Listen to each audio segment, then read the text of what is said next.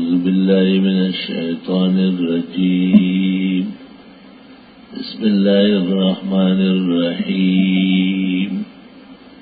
يا أيها الناس اتقوا ربكم إن زلزلة الساعة شيء عظيم. يوم ترونها تذهل كل مرضعة عما أرضعت وتضع كل ذات حمل حملها وترى الناس سكارى وما هم بسكارى ولكن عذاب الله شدید. سورہ حج مدنی ہے، 78 آیات اور 10 رکوع ہے. نزول میں 103 ہے اور موجودہ ترتیب میں قرآن کریم کی 22 سورت ہے. سورہ انبیاء میں بہت سارے پیغمبروں کی بیماریاں، تکالیف، مصائب اور شدائد بیان ہوئے، اور حق تعالی نے کہا یدعوننا رغبا ورہبا. خوشی کا موقع ہو یا تکلیف کا، یہ صرف ہمیں پکارتے ہیں. یہی توحید ہے، یہی دعوت اللہ ہے، یہی عبادت مخلصہ ہے. چنانچہ اس مناسبت سے یہاں ارشاد فرمایا کہ ایسی عبادات جو خالصہ اور مخلصہ للہ وحدہ ہو، صرف یہ نہیں کہ وہ پکارتے تھے رب العزت کو، بلکہ کانوا یسارعون فی الخیرات، نیکی کے کاموں میں بھی پیغمبر لوگ آگے بڑھتے تھے. اس کی مثال اس سے دیکھیں آپ کہ غزوہ خندق میں جب آپ نے زمین تقسیم کی کہ یہاں سے وہاں تک آپ، وہاں سے وہاں تک آپ، سب لوگوں کو، تو ایک حصہ زمین کا آپ نے چھوڑا اور فرمایا یہ میں خود کھو دوں گا. تو صحابہ نے آپس میں مشورہ کر کے اور پھر خدمت میں آیا اور کہا ہم غلام کس کام کے لیے کہ جیسے ہم کھودتے آپ بھی کھود رہے؟ یہ بات تو ٹھیک نہیں ہے. آپ مسکرائے اور آپ نے ان سے کہا اگر خندق کھودنے کے لیے طاقت کی ضرورت ہے فانا اقواکم، میں تم سب میں صحت مند اور طاقتور ہوں. اور اگر خندق کھودنے سے اللہ راضی ہوتا ہے اور ثواب ملتا ہے فانا احوج الیہا منکم، مجھے تم سے زیادہ ضرورت ہے کہ اللہ راضی رہے اور مجھے اجازت. صلی اللہ علیہ وسلم. یہ انبیاء و مرسلین کا خلاصہ پیغمبر، ختام المرسلین وفتاح الولایہ والتقوی، جناب رسول اللہ صلی اللہ علیہ وسلم کا ارشاد ہے. تو سورہ حج عبادت مخلصہ کے بیان میں جس طرح وہاں ابتدا میں تھا اقترب للناس حسابہ، وہ حساب کتاب کی گھڑی سر پر آ گئی اور لوگ غفلت میں پڑے ہوئے ہیں. یہاں فرمایا یا ایھا الناس اتقوا ربکم، اے لوگوں رب سے ڈرو، ان زلزلۃ الساعۃ شیء عظیم، قیامت کے زلزلے بڑے خطرناک ہو. مفسرین نے قرب قیامت کے زلازل اور بعد ما وقعت القیامہ کے زلازل پر بحث کی ہے. میرے خیال میں اس کی کوئی ضرورت ہی نہیں. قیامت کی ہے، باہر ہو یا اندر. وہ کہتے ہیں نا کہ کہیں ڈول بج رہا تھا تو ایک شوقین آدمی دور سے ناچ رہا تھا، تو کسی نے اس کو کہا کہ اس نے کہا اوتے دوجدہ برابر ہے، وہاں بجے یا یہاں بجے ناچ تو ہے. تو قیامت ہی ہے. اقترب للناس حسابہ، اور یا ایھا الناس اتقوا ربکم ان زلزلۃ الساعۃ شیء عظیم. جو ابتدائے قیامت میں زلازل ہے یا انتہائی قیامت میں ہے، دونوں زلازل قیامت ہے. اس عاجز اور فقیر کے نزدیک اس پر مبحث کوئی زیادہ فائدہ مند نہیں ہے، اگرچہ ہمارے بزرگوں نے فرمائی ہے۔ بس حاصل یہ ہے کہ قیامت شروع ہونے سے پہلے بھی زلزلے بہت آئیں گے۔ حدیث شریف میں ہے صبح زلزلہ ہو چکا ہوگا، زور میں پھر آ جائے گا، اور رات کو ہو چکا ہوگا، دن میں پھر اور لوگ یہی کہتے ہوں گے کہ اتنے زیادہ زلزلے، وہ ہوا وہی علامت الساعہ، اور یہی قیامت کی علامت ہوگی۔ وہاں فرمائیں کہ لوگوں کو قیامت کی گھڑی قریب آئی، حساب کا وقت بالکل سر پر آیا اور یہ غفلت میں ہے، اور یہاں فرمائیں کہ اللہ سے ڈرو، تقوی پیدا کرو۔ حاصل اس کا اور اس کا ایک ہی ہے کہ قیامت برحق ہے اور اس نے آنا ہے، لہذا تیاری کرو۔ یوم ترونہا، جس دن آپ قیامت کو دیکھیں گے، تذہل کل مرضعۃ عما ارضعت، بھول جائے گی ہر دودھ پلانے والی وہ جو دودھ پلا رہی تھی۔ دودھ پلانے والی ماں جو ہوتی ہے نا، اس کے سب سے زیادہ محبت بچے سے ہوتی ہے۔ قیامت کی گھڑی میں دودھ پلانے والی شیرخوار بچے کو چھوڑ کر ادھر ادھر بھاگے گی کہ شاید میں بچ جاؤں۔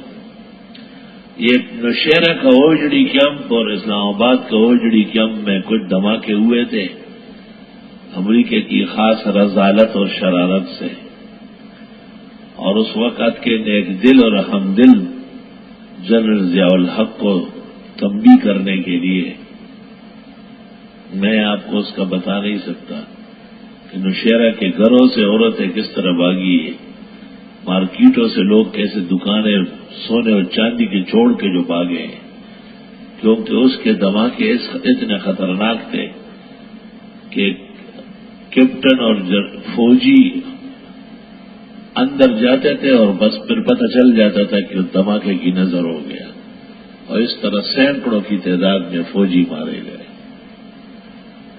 اور وہ دھماکے اس خیال سے تھے کہ نوشہرہ سے 100 میل دور لوگوں نے بھی یہی محسوس کیا کہ شاید قیامت آ گئی ہے، یہ تو دنیا کی چیزیں رک گئی، ختم ہو گئی، لیکن قیامت جسے خدا کہتے کہ اس سے ڈرو، بچ نہیں سکو گے جب تک تقوی و پرہیزگاری نہ ہو۔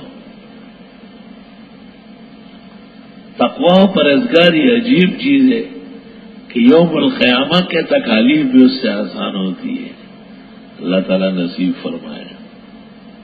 وَتَدَعُ كُلُّ ذَاتِ حَمْلٍ حَمْلَهَا، اور پھینک دے گی ہر حاملہ اپنا حمل۔ 40 دن اور 17 دن کا پانی جو بچہ دانی میں جمع ہوتا ہے نا، وہ بھی نکل آئے گا، اتنا زور لگے گا۔ وَتَرَى النَّاسَ سُكَارَىٰ، اور آپ دیکھیں گے کہ لوگ مدہوش ہے، وَمَا هُمْ بِسُكَارَىٰ، کوئی بے ہوشی نہیں، کوئی شخص بے ہوش نہیں، ولیکن عذاب اللہ شدید، لیکن اللہ تعالیٰ کا عذاب بہت سخت ہوگا۔ یا رب حفاظت فرما، ہمیں محفوظ فرما، ہمارے عواقب اور انجام بخیر فرما۔ وَمِنَ النَّاسِ مَن يُجَادِلُ فِي اللَّهِ بِغَيْرِ عِلْمٍ، لوگوں میں بعض ایسے ہیں جو جھگڑتے ہیں اللہ کے بارے میں بغیر علم کے۔ بھئی اس تک تیرے استعداد نہیں ہے، یہ مسئلہ تیرے جاننے کا نہیں ہے، آپ اتنے پڑھے ہوئے نہیں ہیں، باتیں مولویوں جیسی کر رہے ہیں، ناجائز بات ہے، یقیناً اس میں غلطی واقع ہوتی ہے۔ مکہ مکرمہ میں ایک انجینئر ہے برسمل خان کا، اور بعض بزرگوں سے بیعت ہوا ہے اور آج کل پیر بنا ہوا ہے۔ تو ایک دن کچھ حرم میں سب علماء بیٹھے تھے، وہ باتیں کر رہا تھا، تو مولانا حسن جان صاحب نے اس کو کہا کہ تم مولوی ہو یا انجینئر ہو؟ تمہیں یہاں حرم شریف میں تنخواہ مولوی کی ملتی ہے، انجینئر کی ملتی ہے؟ تو اس نے کہا کہ میں تو انجینئر ہوں۔ کہا بس پھر خاموش بیٹھے رہو، آپ کا میدان نہیں ہے یہ مسائل میں کلام کرنا، اس کے لیے اجل علماء ہیں، ان کا میدان ہے۔ یہ ایک مرض ہے، ایک آدمی شروع ہو جائے گا ادھر سے ادھر سے آپ حیران ہو جائیں گے کہ شاید توضیح اور بیزاری کا حافظ ہے، اور حال یہ ہے کہ جنگ اخبار پڑھنا نہیں چاہتا ہے۔ اور تو چھوڑو، اس میں احتیاط کی بہت زیادہ ضرورت ہے، اور علماء دین کو چاہیے کہ ان کی رسیاں ڈھیلی نہ کریں، بلکہ مناسب تنبیہ کے ساتھ ان کی اصلاح کریں۔ اللہ اس پر بہت ناراض ہوتا ہے کہ ایک آدمی کا علم نہ ہو اور بڑی بڑی باتوں میں پڑتا ہو۔ امام ابو حنیفہ رحمۃ اللہ علیہ سے حضرت علی اور حضرت معاویہ کے متعلق، حضرت علی اور عائشہ کے متعلق کچھ پوچھا گیا۔ حیات الایمان میں دمیری نے نقل کی ہے، یہ دمیری محدث ہے، بہت بڑے محدث ہے۔ اس کی ایک کتاب ہے احکام القرآن کے نام سے، وہ بہت حیران کن تفسیر ہے، لیکن علماء کہتے ہیں کہ امام طحاوی سے لے چکا ہے سارا۔ طحاوی کی 30 جلدوں میں احکام القرآن ہے، صرف 4 جلدیں آئی ہے، 2500 روایات ہیں اس میں، 2500 روایات ابن کثیر اور تفسیر کبیر میں نہیں، طحاوی کی صرف 4 جلدوں میں 2500 روایات۔ طحاوی کے متعلق کہتے ہیں احفظ ھذا الدین، اس دین کے محدثین میں سب سے بڑا حافظ تھا اس کا۔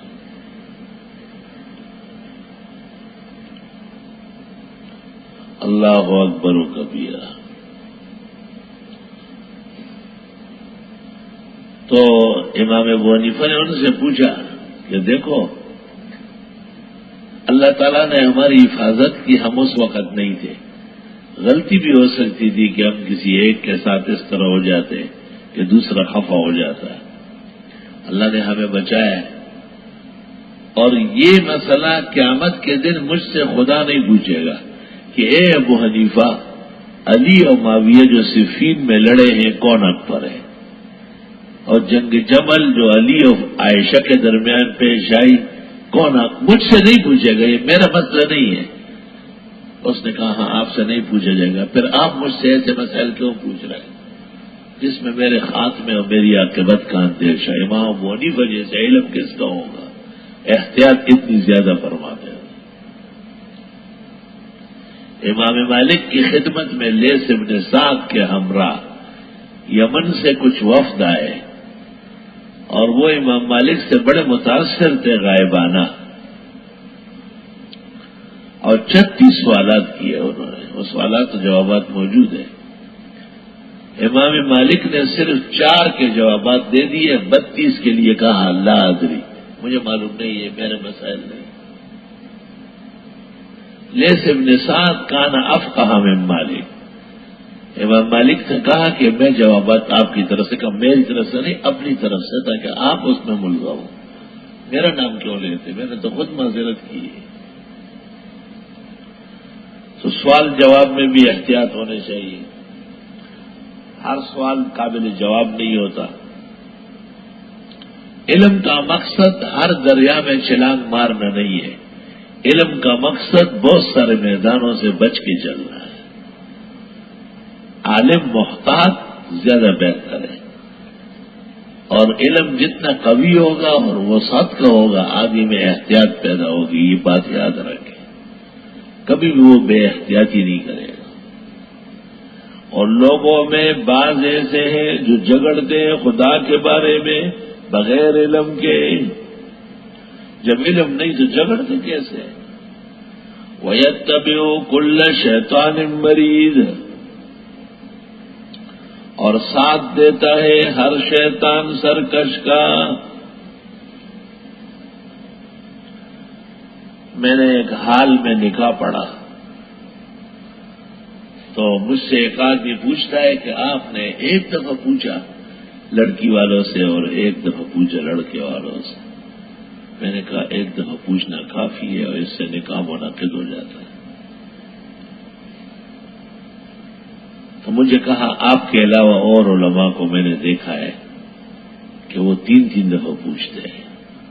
میں نے کہا میں نے ایسے علماء کو بھی دیکھا ہے جو لڑکے سے آمنت باللہ پڑھواتے ہیں، کیا حال میں اس بچے سے آمنت باللہ بھی پڑھوائے تو وہ کہنے لگا ہونا چاہیے. میں نے کہا پھر آپ بھی سنائیں کہ مسلمان ہے یا نہیں, ہندو کی حیثیت سے باتیں کر رہا ہے. تو اب یہ اس کا میدان نہیں ہے. کتاب النکاح وہ نہیں جانتا کہ ایک دفعہ ایجاب قبول کافی ہے. اس لیے مولانا اشرف علی صاحب نے جرأت کی, خدا جزائے خیر دے, امداد الفتاوی میں لکھا کہ 3 دفعہ پوچھنا مستحب بھی نہیں ہے, فضول میں ناکارہ کام وقت.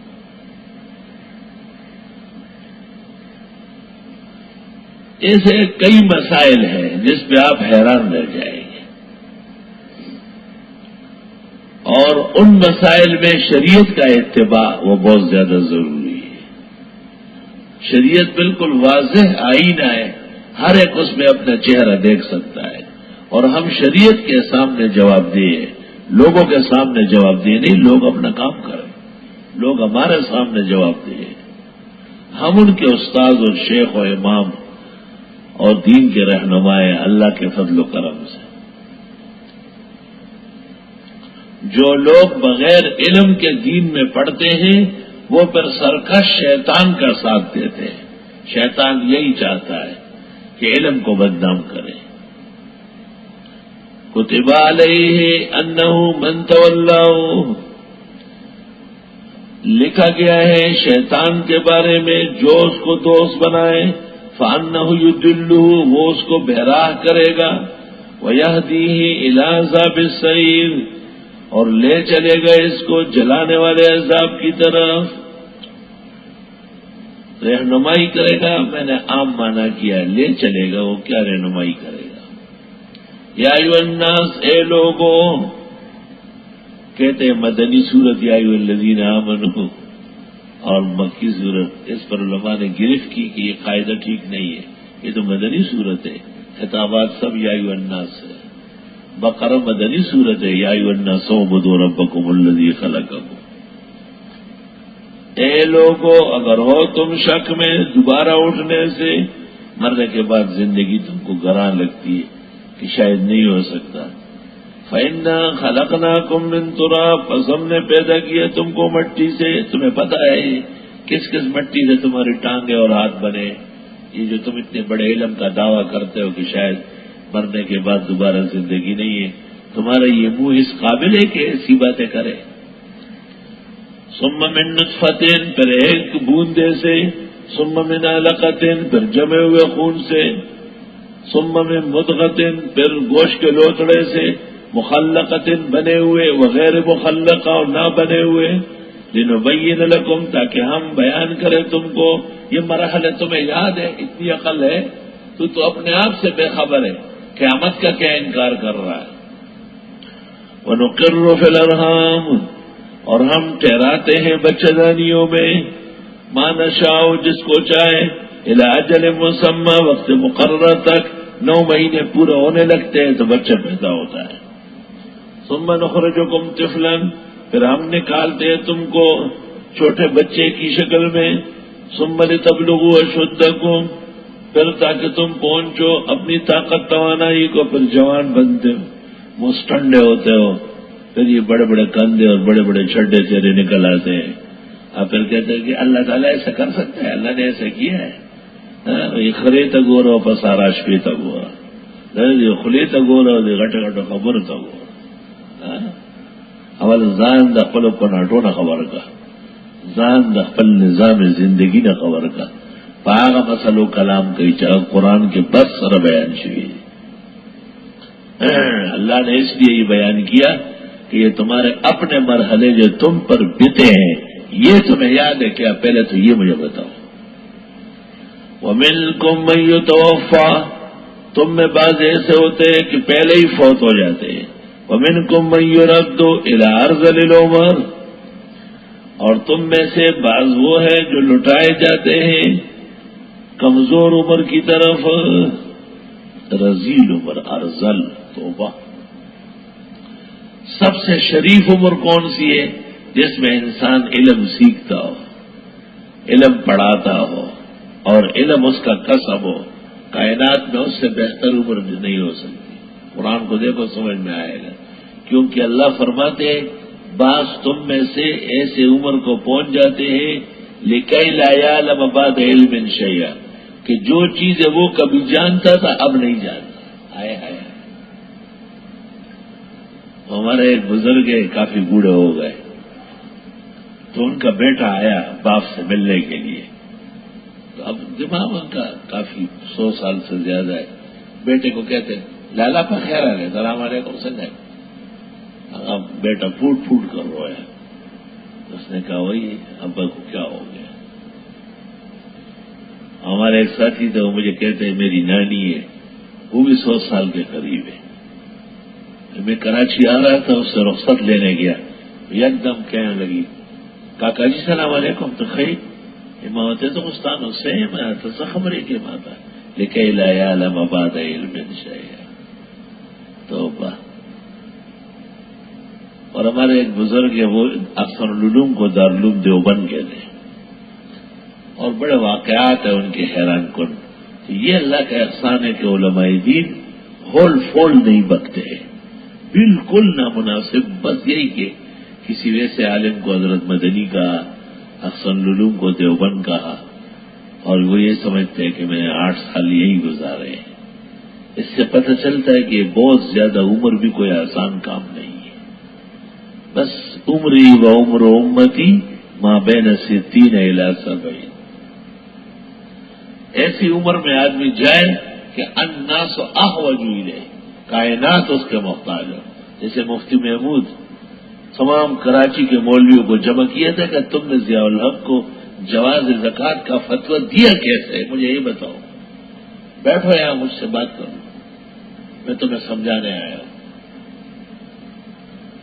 اور حضرت نے کہا 2 صورتیں ہیں، یا تم بتاؤ کہ کیوں جائز کہا، میں اخیر میں گرفت کروں گا، جوابات دوں گا. دوسری صورت یہ ہے کہ میں تقریر کروں اور آپ اس کی گرفت کریں. تو جتنے علماء تھے انہوں نے کہا ہم پہلے رجوع کر رہے ہیں، ہم نے گرفت کریں گے اور آپ کے سامنے تقریر کر سکتے ہیں.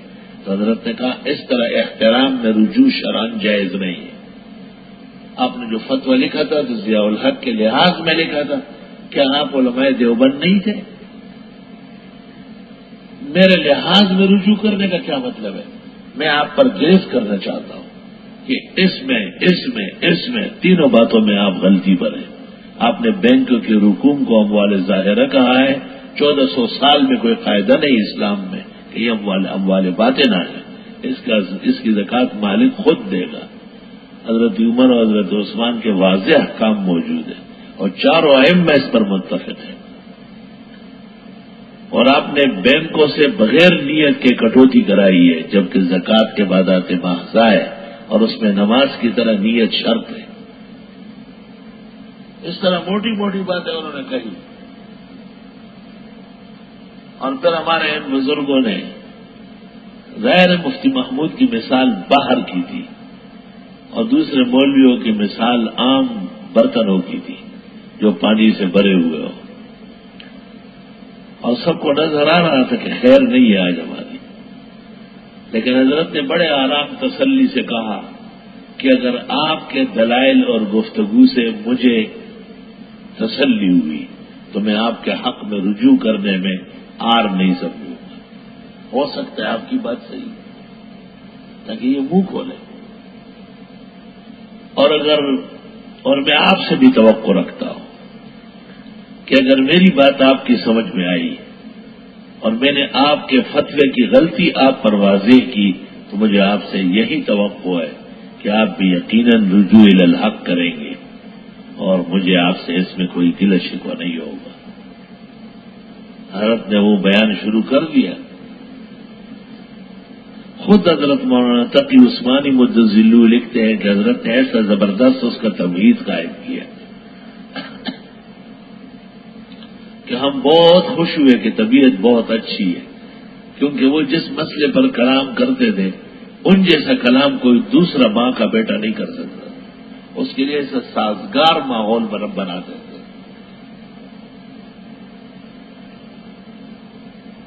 ہمارے استاد تھے، وہ ہم کو بخاری شریف پڑھاتے تھے